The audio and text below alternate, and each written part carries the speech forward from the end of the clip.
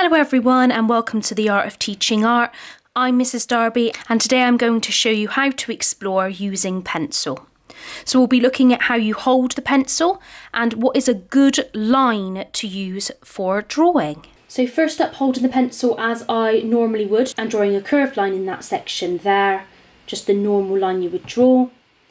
Then drawing a line as hard as you possibly can, pressing with the pencil.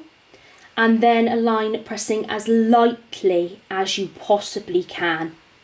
Next, we've got a middle tone line, so we want it halfway between the light and the hard line.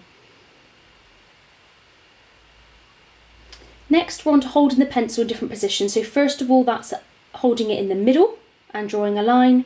Then holding it very close to the tip of the pencil and drawing a line like that.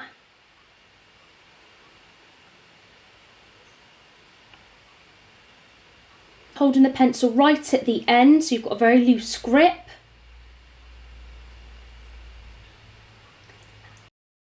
And lastly, standing up and holding the pencil in the middle.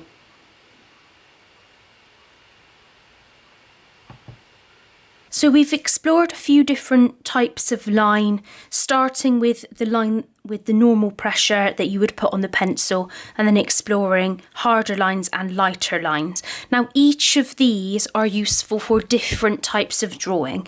So our normal line might be good for when we've already sketched something out and we're just refining and making sure we've got all of our details added. A hard line we won't often use too much when drawing because actually a hard line is really difficult to rub out, and if we want to make changes to our drawing because we're improving and being resilient all the time, it makes it very difficult to do that if you use a hard line. However, later on if you're using mark making or adding detail, you may want to put that amount of pressure on to add a darker tone. The light continuous line is the one that we will mainly use when we are sketching. So you need to get really used to doing light lines like that to help you, because then you can rub things out really easily and it doesn't leave a mark on the page. The middle tone line often we find is similar to the normal line. The middle tone line is used when you're confident that your shapes are accurate to just refine them and make them right. Then thinking about holding the pencil, when we're holding it in the middle of the pencil, you might use that grip for larger areas of shading or a looser control drawing.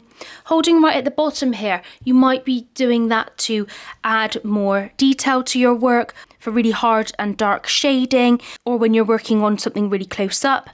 Holding at the top, again, if you're working larger or want more movement, this is quite a lighter kind of feel to it. Also for larger areas of shading, you can use the side of the pencil. And obviously, according to whether we're sitting or standing, that will affect our grip on the pencil. And depending on the size that you're working and the angle that you're working, it's worth exploring that as well. So to help us to practice, to make sure that we do light lines, we're going to practice doing light lines. So this is really important that this becomes your default when drawing, because actually that's going to really help you with your drawing. So it's worth spending a little bit of time just practicing adding those light lines, holding the pencil in different places, seeing what it takes to draw light lines, drawing different types of lines, so straight lines and curved lines or zigzag lines, all exploring how lightly to press when holding the pencil. Now all of these lines I will be able to rub out, and that's going to help me just refine my drawing, and otherwise it becomes a little bit difficult later on when we're actually drawing. Thank you so much for watching and have a really great day.